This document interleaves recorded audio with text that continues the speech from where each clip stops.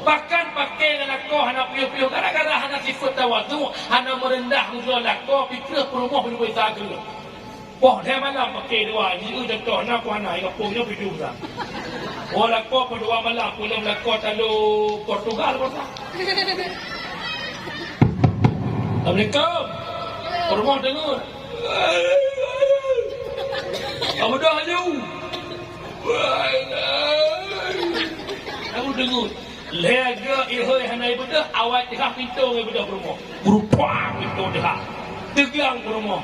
Han ke preh go macut pi. Ati ka bedah kana putra? Ati ni preh. Kan tak dah? Kita lah bron, salah kah? Salah don, salah kah? Salah kah? Oh dia malam baru polisi. Assalamualaikum polisi. Kom dalam polisi. Punah pakat apa dia malam.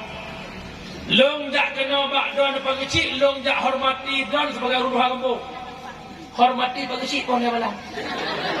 Ipa kecil pun dia malam nak aktivitas dia. Hai masuk long ketik surat baru kalau dulu. Ken pak kecil anak ko duk belah no, perumuh duk belah no, punah pakat kena ko kamu nak pak kecil. Kuah bunuh ada bukan menjauh. Hai kupreh putra maju. Kah nak buka mesti ada kupreh. Hati kupreh ada putra. Kau telah lalu mesti telah haji. Kau mesti telah bayang. Pak kecil boleh kena tiga telakah, telakah. Minyak pak kecil memang boleh. Minyak apa boleh? Bahasa Inggeris juga. Paling tidak ke pulang sana kau kejar mamak kau. Yang bahasa Indonesia, bahasa Aceh 5. Bahkan lagi yang gara-gara anak ilmu agama menyelakkan ilmu perumuhnya ilmu mana? Assalamualaikum. Waalaikumsalam. Nupreh dia. God. Amat. Kan salah kata, salah lun. Upasai kuwa popoh dia malam. Muburung pikai tu. Nyala kau dah wagu. Ha kuala kau hot mai nalung ayah. Tapi mengahlun pakai ayah. Nanti ngak kecicun yang kau likuk hana tengah jalung tanpa kata yuk perata hana tengah jam ya sengaja cik luar jelah itu.